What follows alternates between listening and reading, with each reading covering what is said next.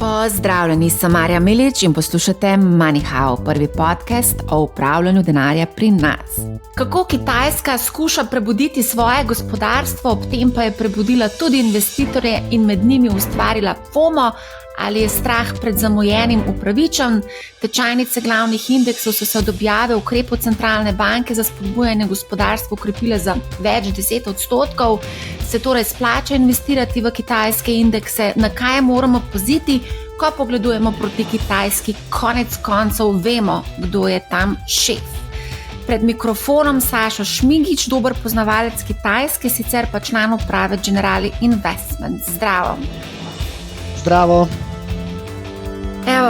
Kar precej dogaja zdaj v povezavi s Kitajsko. Konec septembra je Ljudska banka Kitajske izvedla obsežne stimulativne ukrepe, da bi omilila gospodarsko krizo in dosegla ciljno rast okoli 5%. Omenjalo se je finančno bazuko, do katere potem ni prišlo.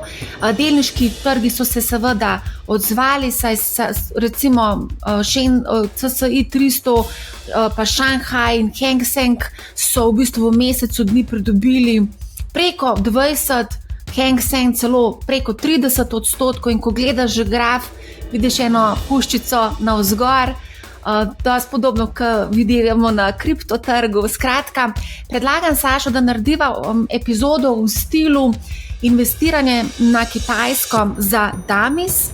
Kaj moramo vedeti o tem? Dejstvo je, da je Kitajska, kakorkoli pogledava, bolj tvegan trg kot recimo ameriški. Tu ima, kot sem že na začetku omenila, pomembno vlogo žametna rokavica partije, ki diktira praktično vse.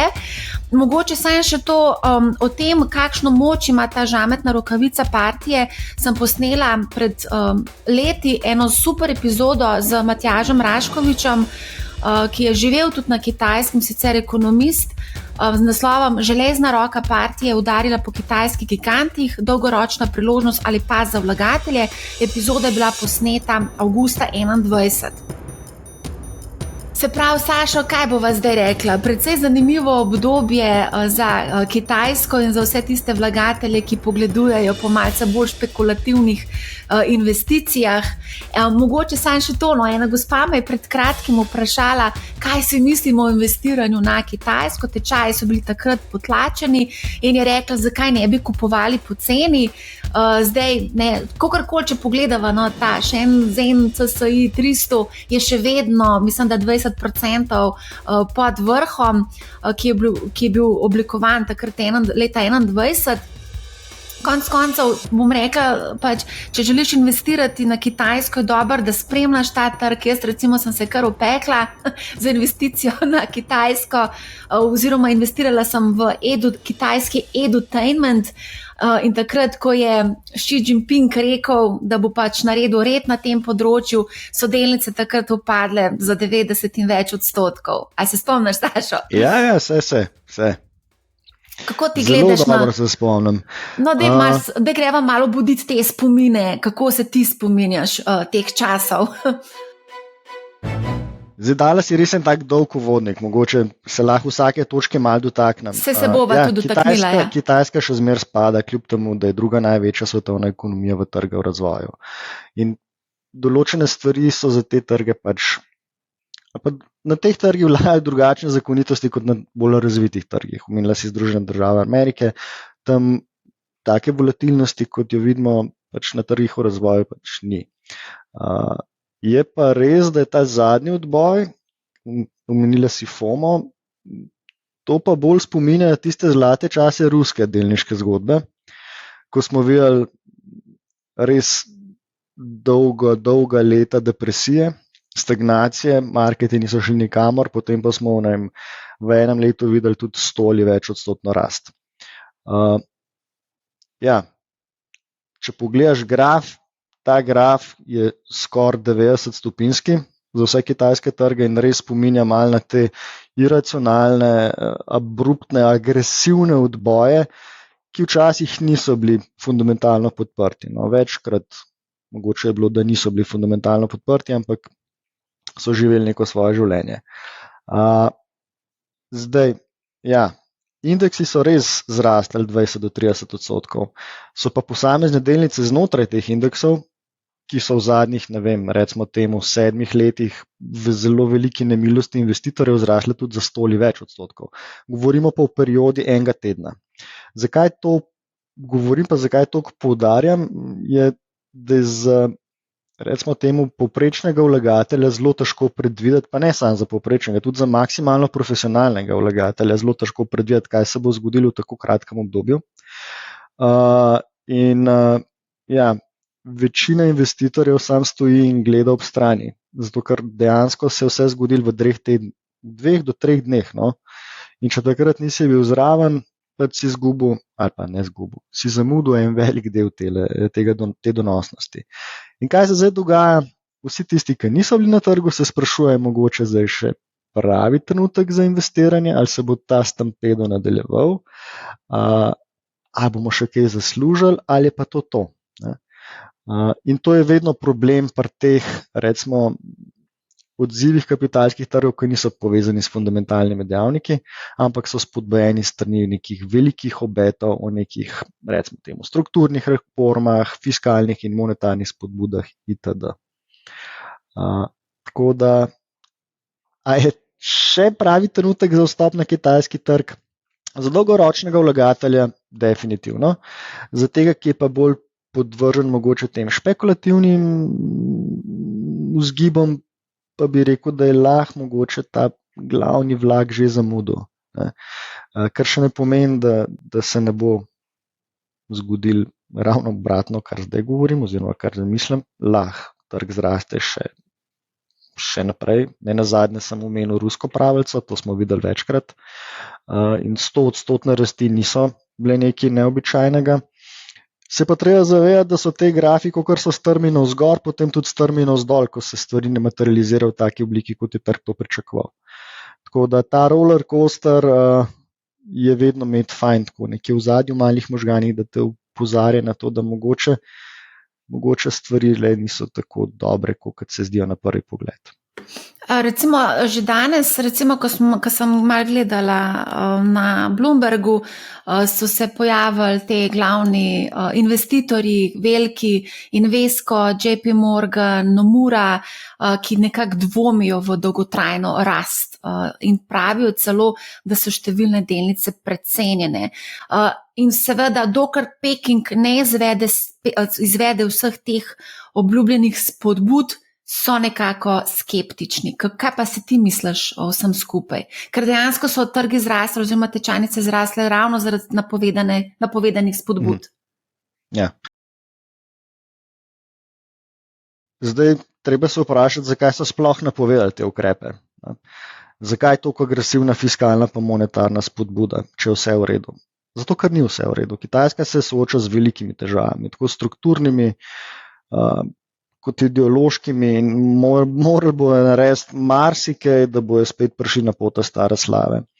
Kot drugo, treba se zavedati, da večina institucionalnega denarja, ali pa recimo denarja velikih vlagateljev, ni bilo investiranega na Kitajskem. Recimo od COVID-a naprej je bil to eden izmed najmanj priljubljenih trgov in vsi večji, recimo globalni investitorji, so bili podhranjeni kitajskih delnic, prav so bili underweight na kitajskem trgu, z izjemo malih, kakšnih bolj res specifičnih zgodb. In ja, verjamem, da jih je tudi njih, ta obrat pa tak buren odziv trga, mogoče malo je nepripravljenega. Marsikoga je, zato ker zgodba na Kitajskem je bila res pesimistična. Od COVID-a naprej dobesedno ni bilo, ali pa je bilo teh nekih svetlih točk, na katere si se lahko uprijel, če si bil res vernik v Kitajsko, zelo, zelo malo. Veliko več je bilo te neke negotovosti, negativnosti, vprašanj, skrbi, kot pa pozitivnih misli. In tudi kitajska borza je bila ena izmed v bistvu najslabših trgov, če pogledamo, od leta 2020-2021 do danes, se pravi od unga lokalnega vrha, do danes dobesedno ni bilo razloga za optimizem. Zdaj, če pogledamo malo širše, kako smo prišli do te točke, ker v bistvu prve desetletje tega tisočletja je bila Kitajska glavni pač buzzword. Vsi so hoteli biti na Kitajskem. Kitajske delnice so bile zelo priljubljene. Kitajska je bila nova, recimo, meka za vlagatelje. Veliko se je pričakovalo. Govorili smo o decouplingu, kar pomeni, da bi se kitajska gospodarska rast odcepila od Zahoda in da bi Kitajska v bistvu presegla Združene države Amerike po vseh parametrih. Do tega žal ni prišlo.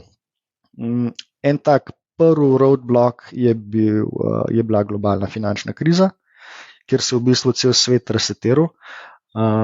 Spomnimo se, da so v bistvu ta prva leta, se pravi 2009, 2010, 2011, je bila ravno Kitajska ena taka gonilna sila, ki je poskrbela, da globalna gospodarska aktivnost ni potonila še globlje, kot bi lahko, ker so takrat zelo agresivno posegali s svojimi stimulativnimi programi. Od takrat naprej, se pravi zadnjih 10 let, pa se je ta zgodba počasi začela rahljati. In danes smo v bistvu, recimo temu, priča eni res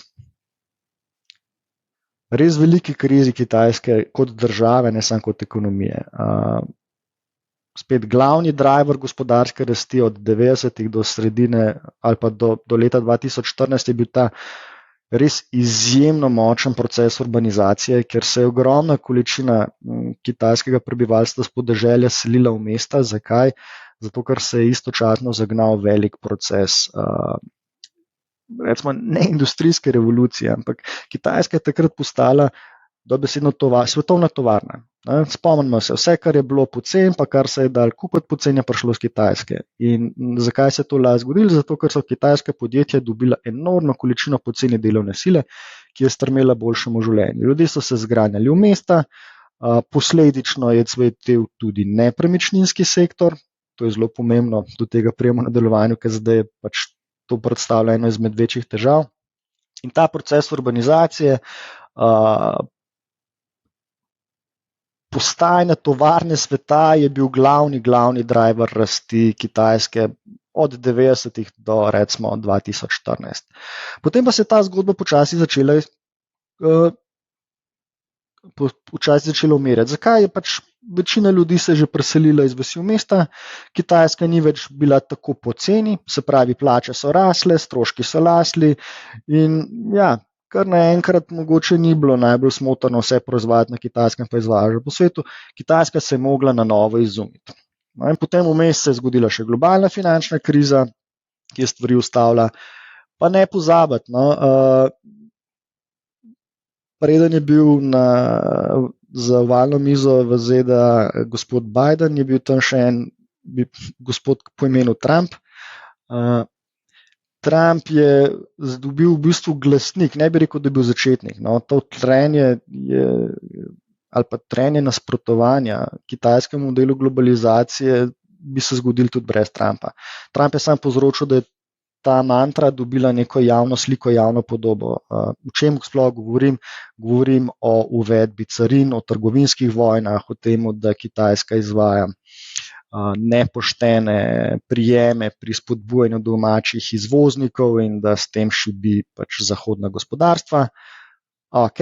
S Trumpom je to prišlo na novice časopisov, medijske oglase, vsi smo govorili o trgovinskih vojnah, o uvedbi carin, o nelojalni konkurenčnosti.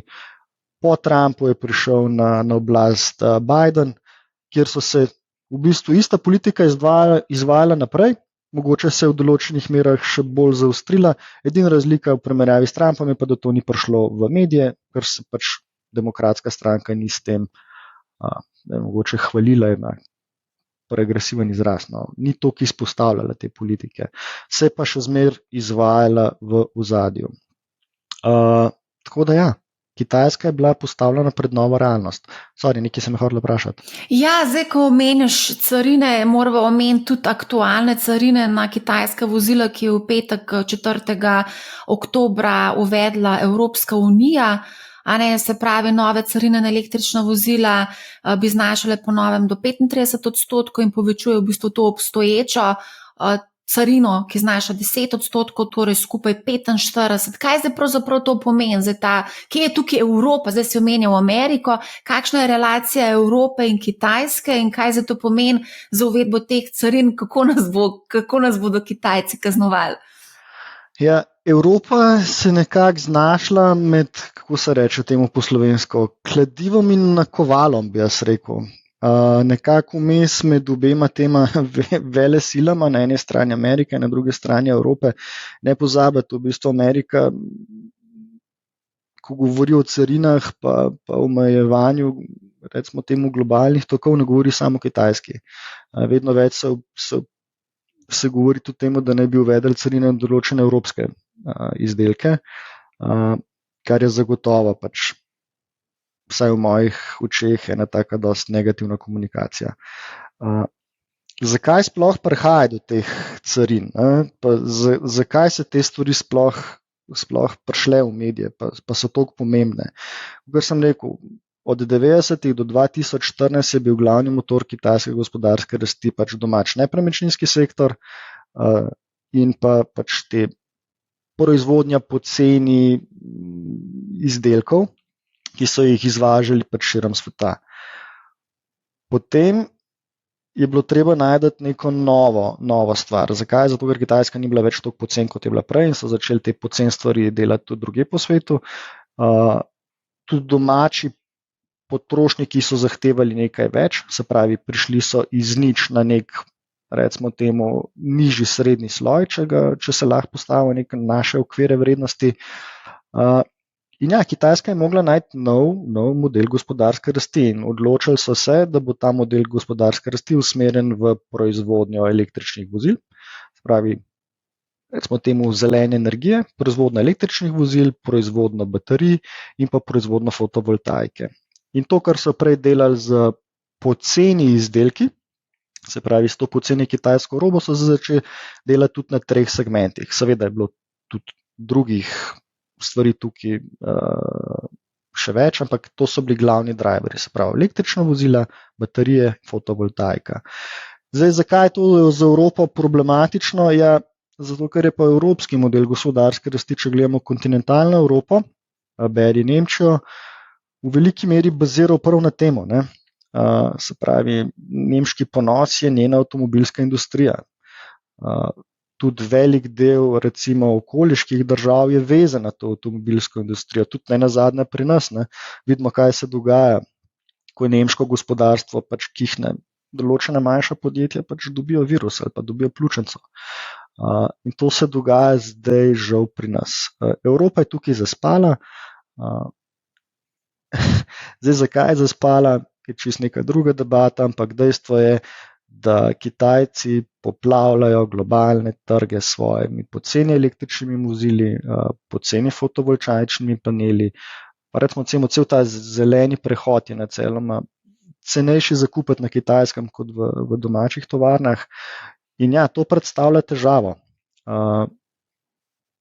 Kako jo bomo rešili, ne vem še točno, ni pametnega odgovora, ampak dejstvo je, da s carinami najverjetneje to ne bo najboljše. Če se prav spomnim, so v bistvu evropski avtomobilisti proti bili tem carinam, ker to v bistvu pač lahko negativno vpliva konec koncev tudi na njihovo poslovanje, glede na to, da sami veliko prodajo teh vozil na Kitajskem. Ja, Kitajska je, kot smo že na začetku tega najnega srečanja povedali, je bila v začetku 2000-ih nova meka. Se pravi, z rastjo GDP-ja na Kitajskem se je višal standard pač prebivalcev in kad ti enkrat zaslužiš določeno količino denarja, ko si ustvariš določen status, hočeš voziti pač dober avto, vedno je veljalo, da si uspel takrat, ko voziš nemški avto, se pravi BMW, Mercedes, Audi, so postale zaželene dobrine tudi pri teh bolj premožnih Kitajcih. In ja, že pred to krizo je bilo večina dobička teh večjih avtomobilskih podjetij ustvarjenega ravno na tem trgu Kitajske in pa jugovzhodne Azije. Ta trg je zdaj se postavil pod zelo veliko vprašanje.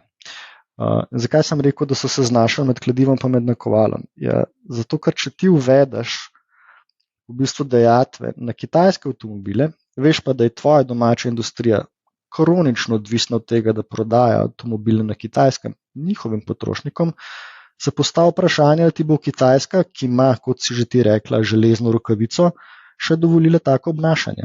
Zato večina evropskih, ali pa recimo temu, večina evropskih prodajalcev ni bila naklonjena uvedbi carin. Mislim, da je celo CEO Mercedesa rekel, da je proti temu. Zakaj? Zato, ker pač veš, da boš s tem po defaultu izgubil kitajski trg.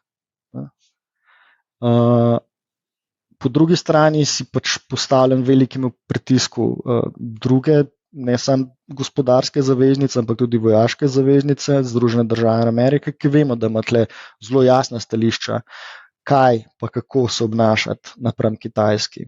Tako da zgleda, da je prevagal ta ameriški vpliv v tej zgodbi in da se evropski avtomobilski industriji žal ne piše nič dobrega.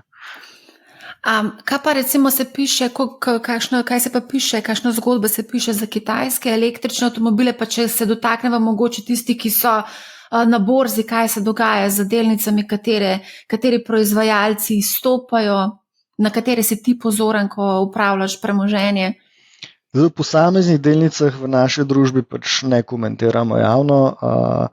Je pa res, da Kitajska v vseh teh, recimo temu, partijsko usmerjenih zgodbah igra malo nepošteno igro. Se pravi, dejstvo je, da so na Kitajskem podprli svojo industrijo, za katero so ocenili, da je strateška in da bo glavni driver gospodarske rasti v prihodnosti z določenimi ugodnostmi, ki jih mogoče drugje na svetu ni. V večini primerov poslovni rezultati teh podjetij ne odražajo mogoče, ali pa delnice teh podjetij, tržne vrednosti teh podjetij ne odražajo fundamentalne realnosti. Tako da zna se zgoditi, da so kakšne delnice mogoče predrage, oziroma trenutno še ne znamo oceniti neke notranje vrednosti, ker ne vemo, kaj se bo zgodilo, ko določene te pomožne koleščke strani držav odpadajo.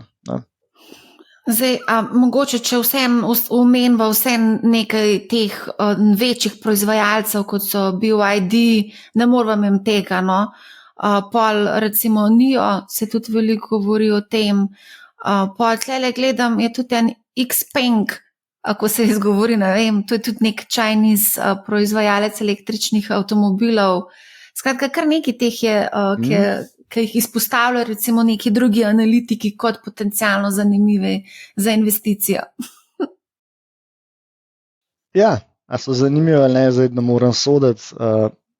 Ampak recimo, mogoče tega BYD, ki je najbolj pogosto izpostavljen, kako recimo, kako ti gledaš na njihovo poslovanje, dostavo avtomobilov, na, ne vem, delnico, gibanje tečaja?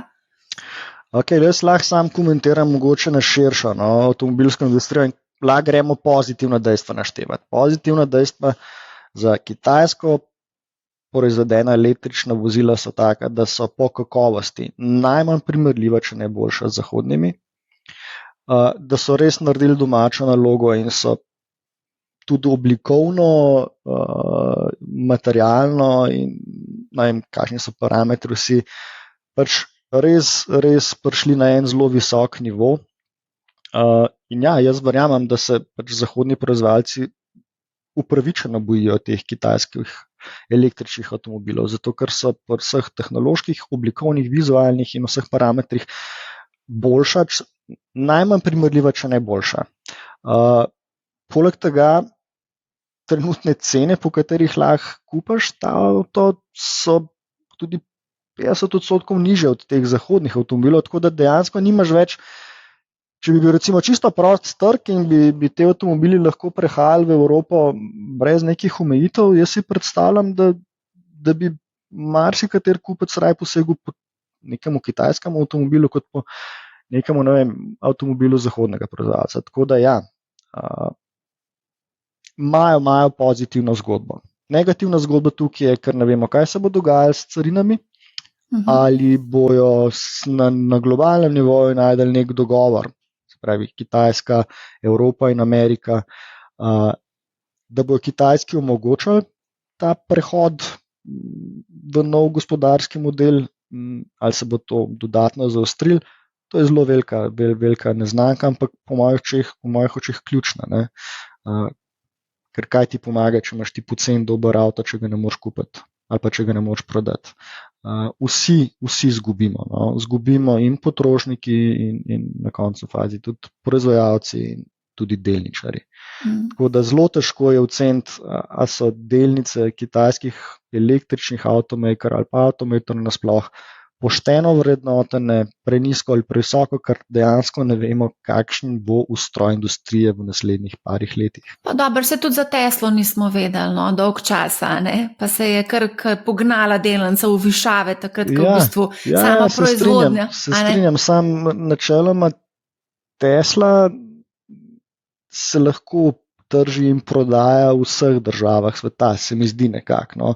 In tudi Tesla, Elon Musk zelo previdno stopa, ko govori o Kitajski, ker se zaveda, kaj pomeni izguba kitajskega trga za njegovo podjetje. Za kitajske avtomakerje, kakor ti pravim, ne znam ti povedati, ker če jih omejiš samo na Kitajsko, pol so lahko predragi. Če je zgodba tvoja, ne vem, da jih bojo prosto lahko tržili kjerkoli bojo hoteli, po njihovih pogojih, pol so verjetno prepoceni, lahko pa je zgodba, ki je vmes. Zdaj bi se pa mogoče jaz dotaknila, ker si omenil več stvari, pa sploh v bistvu ne vem točno, česa bi se zdaj lotila. A greva nepremičnine? Mogoče, to sem te hotela vprašati, zdaj, ko izpostavljava konkretne panoge, avtomobiliste sva zdaj že obdelala, ajde, greva na nepremičnine, ker ti ta je kar boleča zgodba na Kitajskem, ne? Ja, zdaj, zakaj je za Kitajca ali pa za Kitajsko nepremičninski trg tako pomemben? Eno je izhaja iz tega, da je bil zaradi tega res največjega procesa urbanizacije v zgodovini človeštva to sektor, ki je najhitreje rastel. Sprav, s tem, ko so se ljudje selili iz podeželja v mesto, so rabili prebivališča, rabili smo tovarne, rabili smo infrastrukturo, da je vse to lahko funkcioniralo. Tako da dobesedno gospodarski ta preporod na Kitajskem je bil trdno povezan z nepremičninskim sektorjem. To je ena, se pravi historično. Potem iz tega se je izvilo verjetno pri prebivalstvih tudi prepričanje, ali pa ne prepričanje. Recimo, evolucija tega je bila, da so Kitajci dojemali nepremičninski trg kot glaven hranilec vrednosti in glavno investicijo.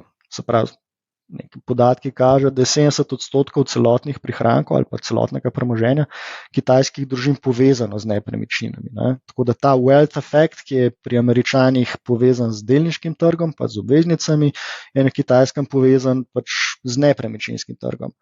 Lahko bi rekel, da je dosti podobna situacija tudi pri nas, ne, v Sloveniji ali pa v Evropi kontinentalni, kjer je to bistveno bolj tak poudarjen hranilec vrednosti, kot je mogoče v Ameriki sami. Tako da tukaj imamo neko skupno točko. Spet neka naravna evolucija te urbanizacije tudi izpostavljena z kitajskega finančnega sektorja do nepremičninskega trga. Recimo, da približno med 20-30% celotne izpostavljenosti kitajskih bank je nekako povezan z nepremičninami, bodisi preko hipotek kitajskim prebivalcem, bodisi preko posojil kitajskim nepremičninskim podjetjem in tem real estate developerjem. Tako da tukaj je spet ena taka zelo močna vez, pa zelo velika izpostavljenost, ki je super, če je v tem sektorju vse ok, oziroma je bolečina toliko večja, če se stvari krhajo. Tako da to so tako trije glavni recimo zgodovinski faktori za pomen nepremičninskega trga. Pa ne nazadnje, recimo ena stvar, ki pa ni toliko veliko omenjena, je pa je mogoče glih toliko pomembna kot te tri dejavnike, je pa način financiranja kitajskih lokalnih oblasti. Ocene so, da približno 40% proračuna, ne vem, ali se temu reče, ali so to občine, ali so to zvezne države, ne vem čisto točno, kako bi se to izrazilo, ali pa recimo v našem jeziku, da so to province. Province, točno, bravo. Ampak, če damo to na naš jezik, recimo 40% občinskega proračuna, ki je njih provincialnega proračuna, predstavlja prodaja zemljišč nepremičninskim podjetjem. Se pravi, na Kitajskem je vsa zemlja v državni lasti, se pravi v občinski lasti, provincialni lasti in lokalne oblasti s tem, ko prodajo zemljišča nepremičninskim podjetjem za gradnjo, dobijo velik del budžeta, ki ga potem namenjajo za financiranje infrastrukturnih projektov, za razvoj lokalnih skupnosti, za razvoj v bistvu gospodarstva v svojih provincah in s tem, ko nepremičninski trg stagnira, upada povpraševanje po zemljiščih, s tem upada tudi proračun provinc in močno posega v njihovo zmožnost spodbujanja gospodarske aktivnosti. Sprav, to je en tak zgodovinski prerez, zakaj je nepremičninski trg na Kitajskem toliko pomemben, pa zakaj se toliko veliko govori o tem v medijih. Zato, ker je z zdravjem tega segmenta zelo povezano v bistvu ne samo nepremičninske podjetje, ampak celotna zgodba. Od potrošnje do industrije in ne nazadnje do finančnega sektorja preko bank in financiranja lokalnih oblasti. Tako da ja, večina ukrepov, ki jih Kitajska izvaja, je, pa nazadnje tudi ta zadnji, so povezani s tem, da se stimulira lokalni nepremičninski trg, ker ima tako močen multiplikativni vpliv na vse ostale dejavnosti. Lahko mogoče sam še tlele omenimo to podjetje, tega giganta Evergrande, ki je v bistvu že takrat 2020-2021 v bistvu bi mogel defaultirati oziroma biti v stečaju, pa so ga potem nekako ven zvlekali. Ampak spomnim se, ko smo takrat delali epizodo, je bilo ravno govora, da je lahko to potencialni novi Lehman Brothers, ki se potem ni zgodil. No? Lehman Brothers je bil pa tisti, ki je nekako pripeljal do svetovno-gospodarske finančne krize leta 2008-2009. Zakaj ni prišlo do enega res velikega meltdowna nepremičninskega sektorja na Kitajskem? Glih zaradi tega, ker je toliko pomemben dejavnik za vse, za celotno državo.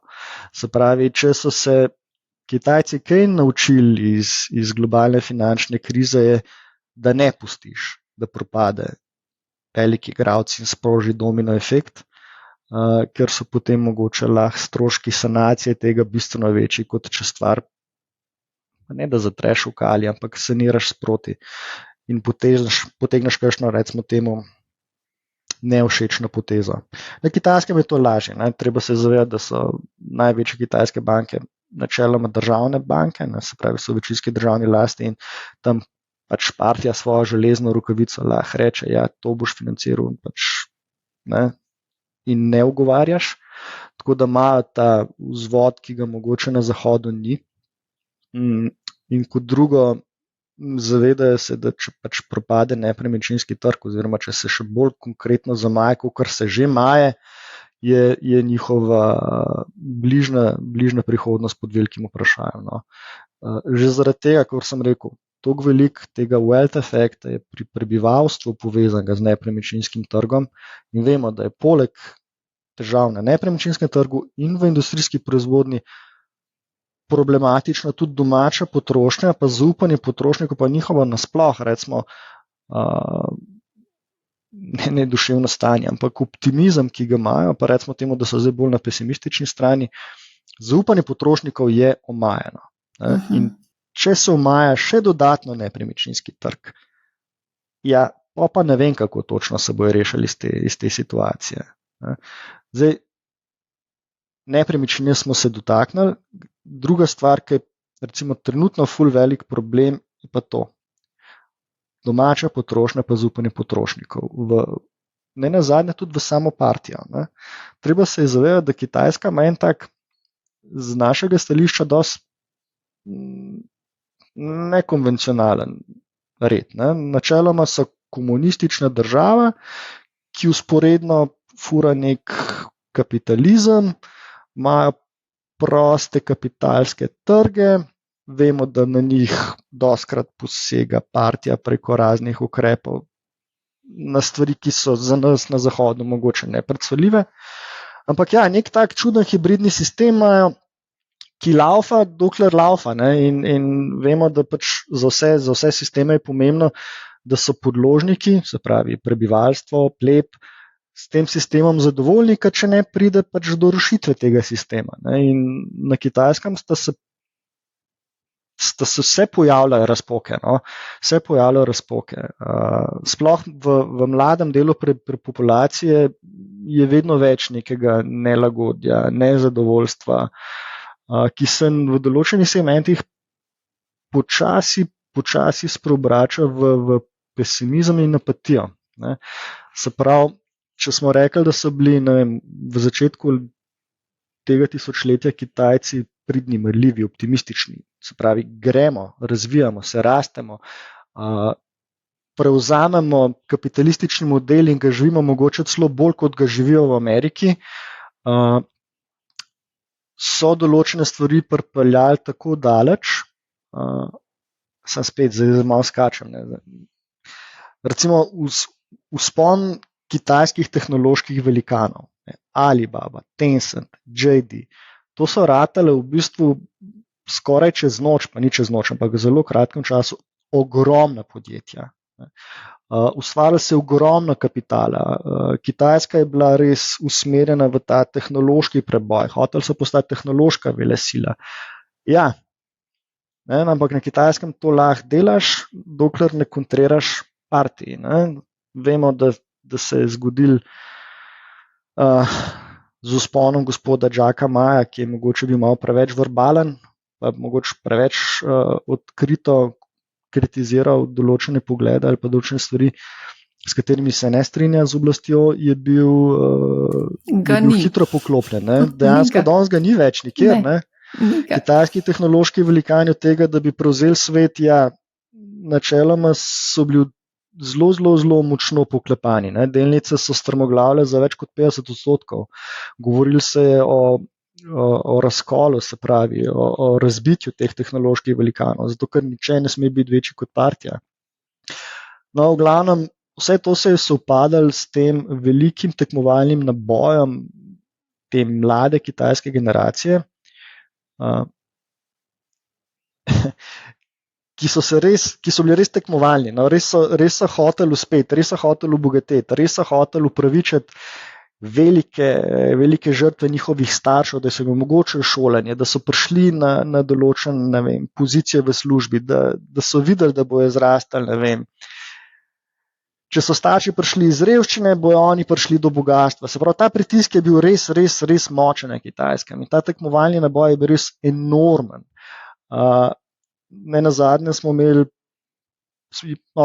posledice tega je bil fenomen, ki se mu reče 9-9-6, se pravi, delaš od 9 do 9, 6 dni na teden, zato da boš uspel, ker če ne boš delal od 9 do 9, 6 dni na teden, bo nekdo drug in bo nekdo drug uspel, bo nekdo drug boljši. Tako da to je bil en tak driver teh tehnoloških velikanov in danes, kaj se je zgodilo s tem, ko so zavrli razvoj teh podjetij, načeloma teh služb ni bilo več toliko, mladi niso več videli nekega smisla in potem iz tega 9-9-6 bom, še več, imamo zdaj dva druga fenomena, ki sta pa ravno nasprotje. En je lay flat, kar pomeni, da se ti mladi ljudje pač zavestno začnejo spraševati, ali ima to smisel, zakaj se to gnati, če vidim, da pač moja prihodnost mogoče ne bo toliko svetla, kot smo mislili prej, da od tega mogoče ne bo imel nič, da me sistem izrablja. Se pravi, pač prisegam na to, da je mogoče vse skupaj za manj in da bi bilo bolj zasledovati nek minimalističen življenjski slog, brez teh velikih teženj po akumulaciji kapitala, do fenomena, ki je pa šel še en korak naprej, in je res pač odraz velike apatije med mladim prebivalstvom na Kitajskem, ki se mu pa reče let it rot. Ne.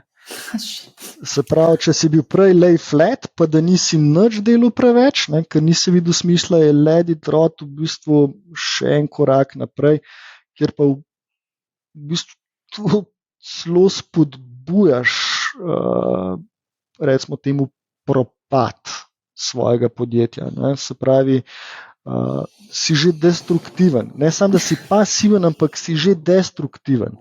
In ta dva fenomena sta zelo, zelo, zelo problematična. No. Sploh v luči tega, da je potrošniško zaupanje močno, močno okrhano in da se Kitajska spet zaradi svojih zgodovinskih odločitev danes sooča tudi zelo, zelo temno, no, ali pa zelo slabo demografsko sliko, ne.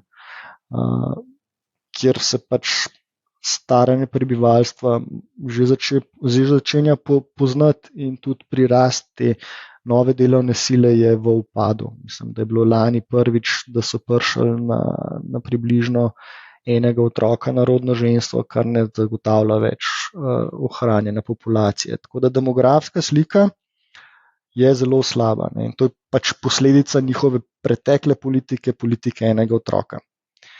Pač, ja, vse je nekako zgodovinsko povezano. To, kar je bilo včasih dobro, se zdaj izkazalo, da mogoče ni bilo tako dobro, pa da je lahko ful velik problem. Tako da zaupanje kitajskega potrošnika je po moje prioriteta številka 1 za partijo. No. Ok, zdaj, ko govoriš o zaupanju kitajskega potrošnika, pa omenil si Jack Ma in vse te večje v bistvu trgovce, kako pa je z e-commerceom na Kitajskem?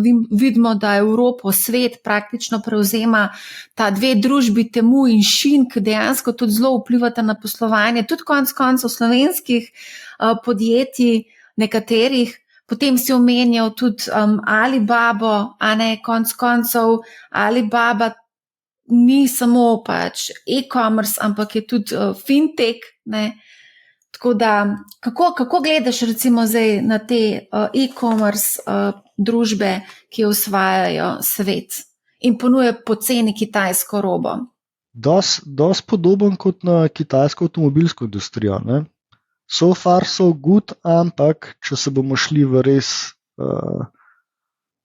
neko zaostritev teh, ali pa še globljo zaostritev teh odnosov med Zahodom in Vzhodom, se pravi med Ameriko in Kitajsko, pa posledično se Evropa več kot očitno priključila tle ameriški agendi, se zna tudi na tem področju marsikaj spremeniti. Ja, in vsi ti poslovni modeli, mogoče e-commerce, ko se rečemo dropshippinga in podobnih stvari, se lahko postavijo pod vprašaj. Ne. Zdaj, a bo do tega prišlo ali ne, jaz mislim, da če se bo Zahod obnašal do Kitajske tako, kot se obnaša, mislim, ja, da se zna zgoditi, da pač ta roba ne bo več toliko pocen, oziroma je mogoče celo ne bo. Ne. A lahko mogoče samo še nekaj omenva, kar je zelo pomembno. Zdaj, Kitajci so se znašali, ne, zdaj svoje v bistvu proizvodnje ali pa svoje podjetje so preselili dobesedno v recimo Evropo. Iz Evrope v bistvu delajo biznis. Ja, vse to je to, ne. To je to ta zdaj vprašanje. Recimo, kaj se zgodi, če kitajsko podjetje, recimo, ne vem, Geely, ki je lastnik Volva, kup fabrike od Volkswagenov ali pa Mercedesov ali pa BMW v Evropi in v Evropi postavil proizvodni obrat. Ne? In potem iz Evrope, iz evropskega podjetja, ki zaposluje recimo temu evropske delnice, pač prodaja svoje poceni električne vozila. A bi to sam pospešil propad zahodnih avtomakerjev? A je to kitajski proizvajalec? Točno to, ki je manufactured in Europe, assembled in Europe, but designed in China. Tako da ja, mislim, kle zelo pomembno, no? Kako se bomo zdaj, ali pa kako se bojo dogovorili, da bo ta praksa dovoljena, pa bojo lahko imeli tle proizvodne obrate in bojo izpolnjevali vse zahteve, ki jih pač oblasti hočejo, ali ne.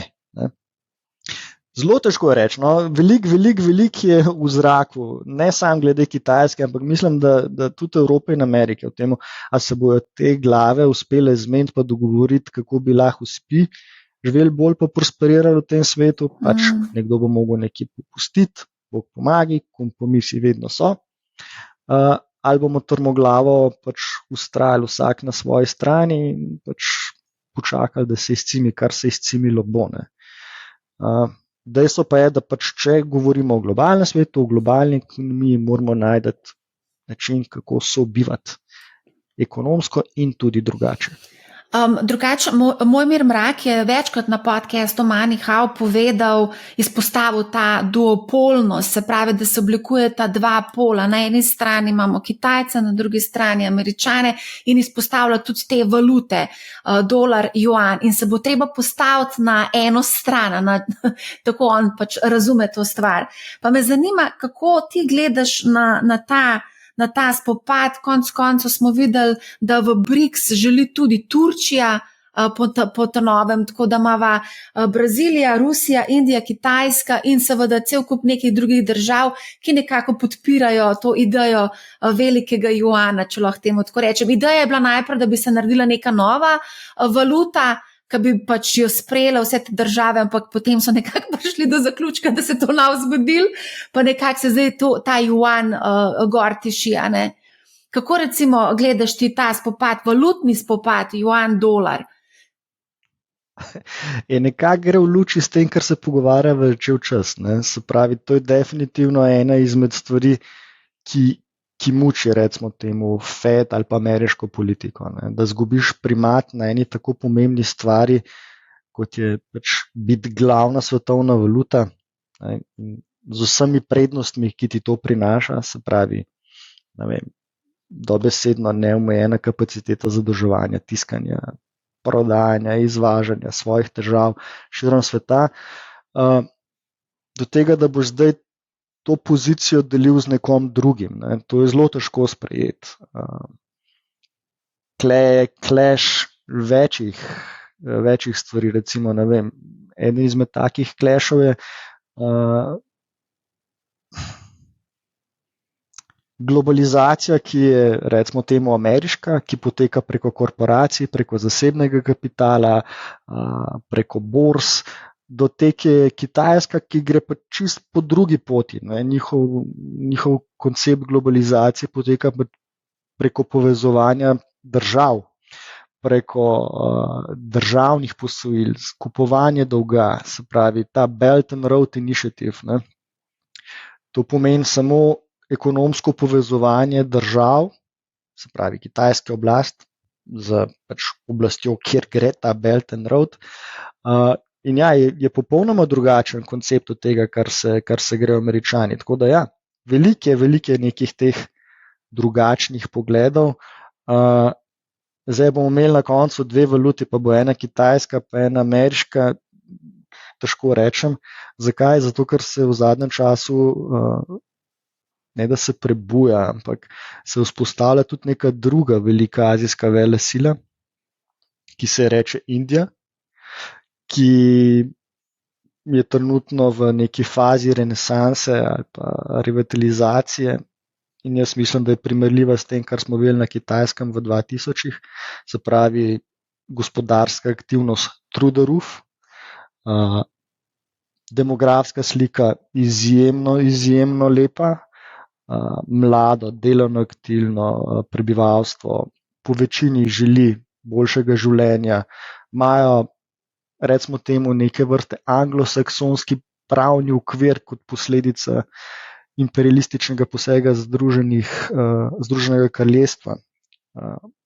Imajo demokracijo, se pravi, imajo določene fundamentalne okvirje, ki jih na Kitajskem ni. Imajo pa druge omejitve, se pravi, kasni sistem, odnos do žensk, tam malo stvari še šepajo, ampak ekonomsko zelo hitro razvijajoča se velesila. Tako da vprašanje, če ne bojo oni hoteli čez 5-10 let sesti za veliko mizo z velikimi igrači in reči, ne bo sam dolar pa juan, bo mogoče še tudi kakšna indijska valuta kle prišla v zgodbo. Ja, bomo videli. No. Definitivno živimo v zanimivem času. Ja, Indija je ful zanimiv trg. Moram povedati in tudi lepo pozdravljam gospoda, ki mi dostavlja pico. On recimo mi je rekel, da tudi sam pogleduje po Indiji in da tudi investira v Indijo, tako da evo, naši poslušalci so že v akciji. O Indiji bi jaz naredila ločeno epizodo, ki je zelo zanimiv trg in se ga da tudi lepo zanalizirati. Daj vam mogoče samo še eno stvar omeniti, ki pa zdaj nismo omenjala, vezano na Kitajsko in sicer Tajvan. Veliko se govori o geopolitičnih trenih, vidimo, kje smo, imamo dobesedno vojno na Bližnjem vzhodu, Rusija oziroma Ukrajina, še zmeraj divja vojna tam, ampak tudi Tajvan ni čist izključen kot naslednja geopolitična, recimo problematična točka. Ja, Tajvan je ključen za recimo v globalnem kontekstu to, da je v bistvu glavni proizvajalec teh zelo zahtevnih polprevodnikov. Se pravi, v dobi digitalizacije in avtomatizacije je zelo pomembno, kakšne polprevodnike uporabljamo in vgrajujemo, tako da Kitajska je manufacturing hub za vse te stvari. Se pravi, vse, kar je v pametnih telefonih, računalnikih, superračunalnikih, avtomobilih itd. Prihaja najverjetneje iz Tajvana. Tako da iz tega vidika je to zelo, zelo pomembna država, zato ker on kontrolira Tajvan, načeloma kontrolira polprevodniško industrijo.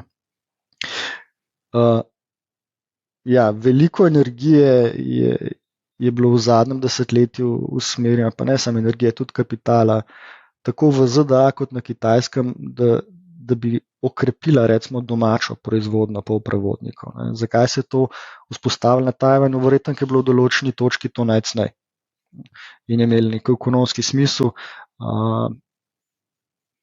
A je bil ta konflikt s Kitajsko takrat že na tapeti ali ne, to ne vem, ampak dejstvo je, da se Amerika zelo, zelo močno trudi, da bi prenesla del teh proizvodnih kapacitet iz Tajvana v ZDA.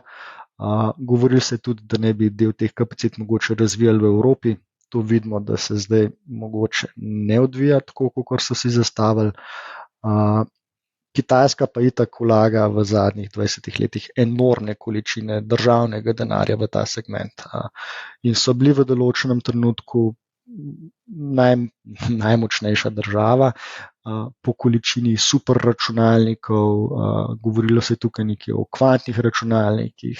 Teh stvari ne vemo čisto točno, zato ker pač so financirane strani države in se o tem ne govori veliko, ampak verjamem, da res vlagajo enormne količine kapitala in resursov v to, da bi kle dosegli nek primat, ker to je eden izmed njihovih strateških dolgoročnih ciljev, postati tehnološki velikan, tehnološka velesila in zato rabiš tudi določene resurse. Lahko mogoče samo pri teh čipih, a ni tako, da Kitajci delajo neke čipe, ki so good enough, ni to najboljša kvaliteta, ampak so good enough varianta. S tem želijo namreč konkurirati, ne? Ja, good enough. Pri čipih je tako, rabiš nekoga, ki ti bo naredil načrt, se pravi, rabiš možgane, rabiš nekoga, ki bo naredil orodja za to, da ti lahko proizvajaš te stvari. Glavne fabrike so kle še zmeraj v Evropi, pa rabiš pač proizvodni obrat, pa vmesna faza je še, da rabiš merilne sisteme. Se pravi, ti moraš kontrolirati celotno verigo, da lahko postaviš high quality proizvodni obrat za polprevodnike in ne vemo, kje točno Kitajska je.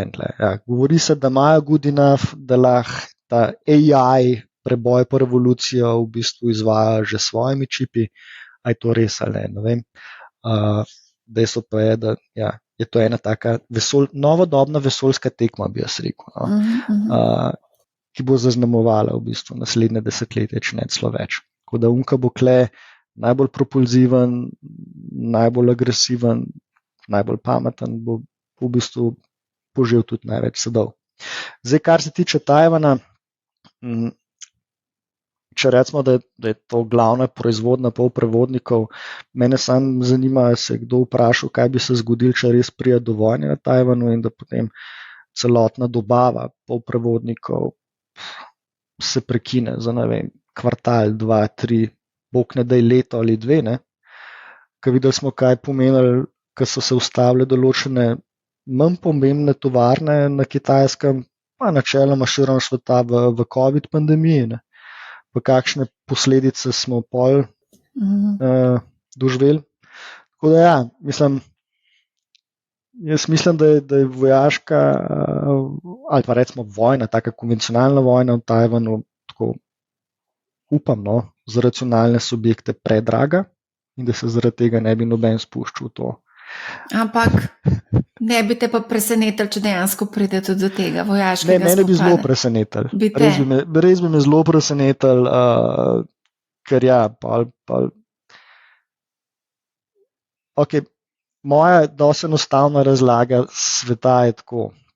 Dokler je glavno gonilno sila pač težnja po akumulaciji kapitala, potem veš, da se določene odločitve sprejemajo na podlagi tega. Se pravi, koliko me nekaj stane, pa koliko lahko nekaj zaslužim. In dokler klele pač kolebamo med temi stvarmi, potem je meni dosti lažje razumeti svet. Ne?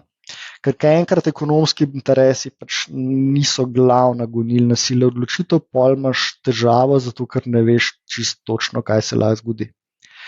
Jaz menim, da je vojna na Tajvanu trenutno predraga, da bi se kdorkoli spustil v to. Zdaj pa, če komu ni interes več pač ekonomska blaginja, pol imam pa drug problem. Daj še to, mogoče bi bilo fajn omeniti, glede na to, da si omenil že Trumpa, Bidena, se pravi, volitve so tik pred vrati v Ameriki, samo še mesec dni je praktično do volitev. Ok, omenil si Trumpa in njegovo politiko do kitajske trgovinske vojne, so takrat začele prav intenzivno divjati. Zdaj v primeru, da zmaga en, drugi, kje smo potem na relaciji Amerika-Kitajska, ki konec koncev vpliva tudi na nas, Evropejce? Mislim, kdorkoli bo zmagal, se bodo te osnovne politike izvajale še naprej. Razlika glavna, po mojem mnenju, je ta, da če zmaga Trump, bo ta politika dobila tudi veliko medijske publicitete, kar pomeni, da vpliva na percepcijo bistveno širšega ustroja prebivalstva. Zdaj pa, a je to pozitivno ali ne, težko reči. Ne. Definitivno bo povzročil veliko več nelagodja, negotovosti, strahu. Zdaj, ja, težko reči, no. Zato ker tudi, ko je prvič Trump zmagal, smo pričakovali nekaj, zgodilo se je pravno nasprotno. No. Govorimo izključno o dogajanju na kapitalskih trgih, ne kar se tiče drugih stvari. Ampak jaz mislim, da nekih večjih sprememb ne bi smeli biti. No. Ne glede na to, kdo zmaga, vprašanje je samo, koliko bo to odmevalo po medijih ali ne. Ok, ti greš na Kitajsko zdaj v kratkem, ne? Kaj pa boš počel tam? Povabljeni smo bili na neko konferenco in prav veselim še. No, a si že kdaj bil? Na Kitajskem ne, se glih zaradi tega mi je fajn, zato ker tako, več kot 15 let bereš o teh stvareh, v bistvu konzumiraš mnenja nekoga drugega in jih probaš sam pri sebi racionalizirati, povrednotiti. Zdaj bo pa prvič, da bom pač izkusil in na svoje lastne oči videl, a je to, kar sem do zdaj prebral, kar vidim v časopisih, v medijih, na podcastu, se sklapa s tem, kar jaz vidim, občutam, slišim, tako, z realnimi občutki. No? Tako da prav res komi čakam, da vidim, a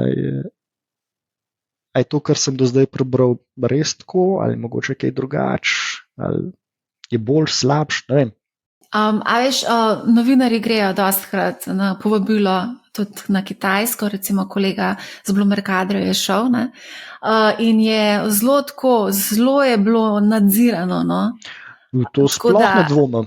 Tako da verjetno boš imel kakšnega spremljevalca, ki bo povedal, kako se boš gibal, pa kje se boš gibal, pa kaj boš počel. Me ne moti, dosti že tako, da vidiš, se začutiš neko energijo. Ne? Zdaj, če boš šel že okoli po mestu, da veš, ali so vsi depresivni, ali so pasivni, apatični, ali je vibe, ali je energija, ali je dobra volja. Ja. Ta prva stvar, ki se jo moraš pa urediti, je pa telefon, če ne boš imel res enormne stroške. To treba si urediti, pa povezave potem. No, v glavnem se to boš itak videl, pa boš potem tudi poročal nam, a ne? Huawei moraš vzeti. Verjetno, ja. Pa tam je treba vse plačevati digitalno, se pravi, rabiš imeti Alipay, da boš plačeval. Z gotovino sicer se tudi menda da, ampak da vse poteka preko teh aplikacij. Kaj sem še hotela? Greva za konec. Jaz mislim, da se boš fajn imel in potem, ko boš prišel nazaj, nam boš itak poročal, kako je bilo, a ne? Ampak za konec pa deva za naše poslušalce še povedati en tak nasvet glede pač samega investiranja na Kitajsko.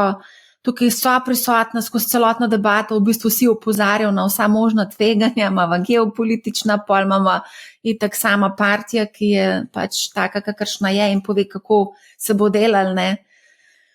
Kaj mora vedeti, če recimo bi želeli investirati v kitajski indekse, kaj moramo vedeti? Mislim, za štart se treba vprašati, ali je lahko globalna gospodarska slika pa globalni model gospodarske aktivnosti enak, če je Kitajska v igri ali če Kitajska ni v igri. No? Se pravi, velik del prihodkov ne samo kitajskih firm, ampak tudi evropskih in ameriških se ustvarja na kitajskem trgu. Tako da ta blagovna menjava, te mednarodna trgovina, načeloma, če mislimo, ali pa če pričakujemo, da bo svet deloval tako, kot je deloval do zdaj, mora obstajati tudi v bodoče. Tle je milijarda ali več ljudi, kljub temu, da govorimo o tem, da se kitajska gospodarska rast upočasnjuje, da je veliko negativnih novic povezanih s tem, se treba zavedati, da Kitajska kljub temu, da ima te težave, raste še zmeraj 2-krat hitreje kot Evropa. Tako da je gospodarska rast še zmeraj tam in visoka, ni pa več od 10%. Tako da za pričakovati je, da se bo nivo ali pa standard prebivalstva dvigoval, da bojo na tak ali pa drugačen način rešili svoje težave na nepremičninskem trgu, da bo prišlo do nekega dogovora, mednarodnega dogovora o recimo temu delitvi sveta med glavnimi akterji. Zakaj? Enostavno zato, ker bojo vsi ocenili, da bi bila nasprotna odločitev bistveno predraga in tega noben noče. Upam.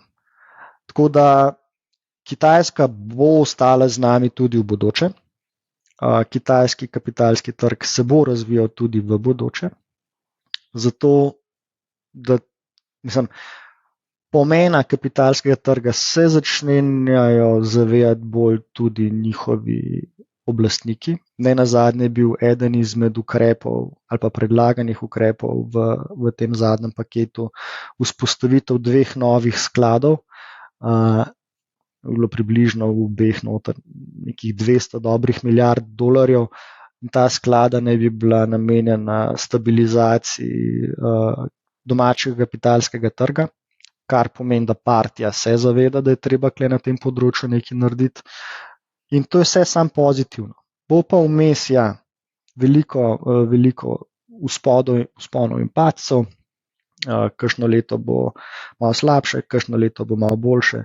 Ampak res za vse je v interesu, da pač kitajska zgodba ostane z nami dolgoročno in od tega imamo na koncu več vsi. Kot potrošniki, kot vlagatelji. Zdaj, če pogledava te svetovne indekse, globalne indekse, ti ne vključujejo Kitajske, recimo ta MSCI World nima Kitajske noter vključene. Zato, ker je MSCI World ima samo razvite države. Ne? Če imaš pa MSCI All Countries, to je pa res globalni delniški indeks, noter so pa vključeni tudi vsi trgi v razvoju. In Kitajska je del teh portfeljev. Tako da je treba malo paziti. Ko govorimo o MSCI World ali pa MSCI All Countries, je treba vedeti, da MSCI World je pač developed markets, MSCI All Countries je pa res ta globalni delniški indeks. Zdaj, če pogledava samo strukturo, koliko je čajne noter v temu all, je komaj 3%. Se pravi, največ še zmeraj predstavlja Amerika 65, Japonska 5, United Kingdom 3, China 2,94%, če gledava ta all. Ja, in tukaj se je treba zavedati, da je to fakt. Ampak, škaj je zanimivo, Sašo, da kje pa je Indija? A je to v zelo majhnem odstotku Indija noter v tem vključena? Ja.